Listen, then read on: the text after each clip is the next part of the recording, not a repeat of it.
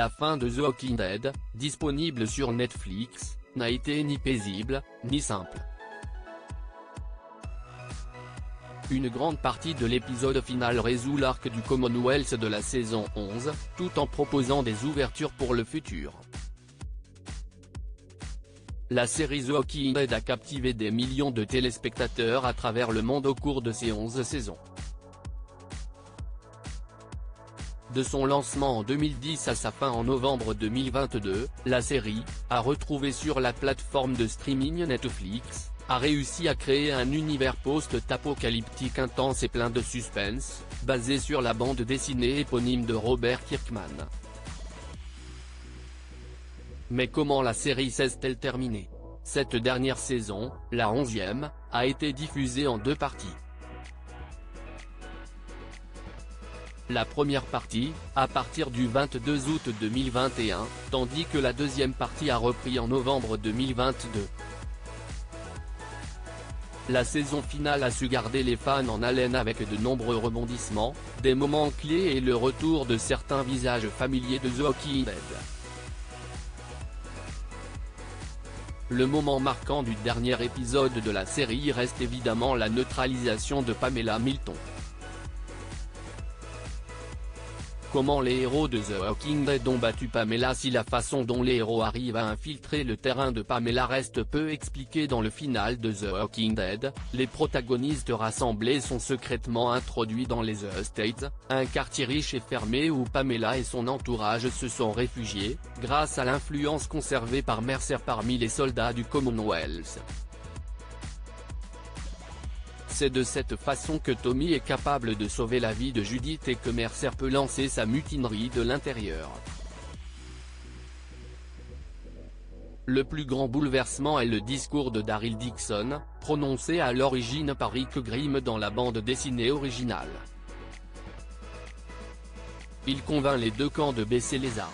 Pamela Milton perd son soutien militaire et le combat est alors terminé. Gabriel ouvre ensuite les portes du domaine permettant à des citoyens désespérés de se réfugier. Une autre menace dans The Walking Dead, les zombies qui sévissent dans le Commonwealth restait alors la seule menace dans le final de The Walking Dead. Les survivants forcent un camion à traverser la horde de zombies pour récupérer de l'essence dans un dépôt de carburant, qu'ils placent sous les domaines et qu'ils enflamment après y avoir attiré les zombies en utilisant de la musique, un bel hommage à Luke qui avait utilisé la même tactique contre les Whisperers dans la saison 10. Le final de la série a aussi expliqué que faire exploser les domaines symbolisait un changement de régime social dans le Commonwealth. Pourquoi Maggie a laissé Pamela en vie dans The Walking Dead? Dans un premier temps, Negan veut se sacrifier pour le plus grand bien du groupe en assassinant personnellement Pamela. Il s'agissait ici d'une vaine tentative de ce dernier de se faire accepter à Alexandrie. Le final de la série a expliqué que Negan était prêt à mourir pour protéger ceux qu'il terrorisait autrefois. Maggie refuse de laisser Negan partir seul. D'un côté, elle apprend à accepter qu'il a changé, de l'autre, le personnage joué par Lauren Cohan cherche probablement à éviter que le fils de Negan et Annie ne grandisse sans père, de la même manière que son propre fils a grandi sans Glenn. En fin de compte, tuer Pamela n'est plus du tout une priorité. En déclarant à Maggie, « Bon sang, une personne comme ça. Si est-il un destin pire que la mort ?» Negan admet tacitement que devoir vivre avec ses crimes est une punition plus grave que si Rick Grimm l'avait tué. Qu'arrive-t-il à Rosita dans le final de The Walking Dead?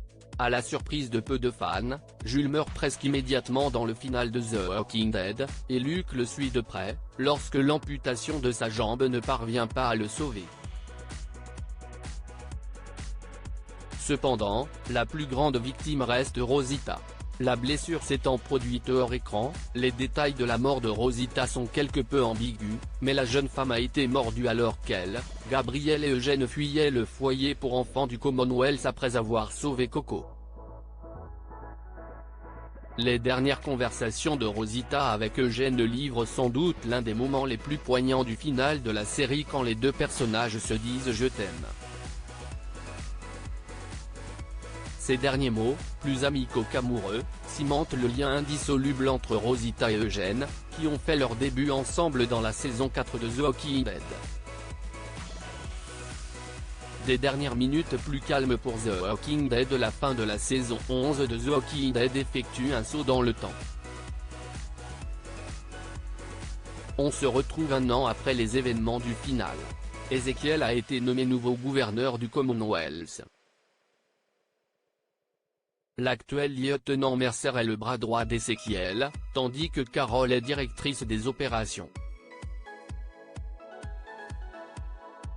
Eugène et Max restent en couple et ont une fille nommée Rosie, en hommage à Rosita. La romance est omniprésente, avec Yumiko et Mania, Mercer et Princess, et Lydia et Elijah toujours ensemble. En revanche, un couple longtemps espéré ne se concrétise pas, celui de Daryl Dixon et Connie. Aaron, Jerry et Gabriel résident tous à Alexandrie, ce dernier ayant obtenu la garde de Coco après la mort de Rosita. Le cadeau de Negan à Judith implique que lui, Annie et leur nouvel enfant vivent également à Hilltop. Le final de The Walking Dead explique que Maggie est la chef d'une communauté Hilltop reconstruite. Les dernières minutes ont, elles, été plus calmes et ont surtout contribué à mettre en place les prochains spin-offs de la série. On sait notamment pourquoi Daryl va voyager en France dans The Walking Dead, World Beyond, ou encore l'arrivée des caméos d'Andrew Lincoln et de Danai Gurira que les fans ont apprécié. Si la série mère est désormais terminée, une multitude de nouveaux chapitres sont désormais ouverts pour l'avenir. Article écrit avec la collaboration de 6 Médias.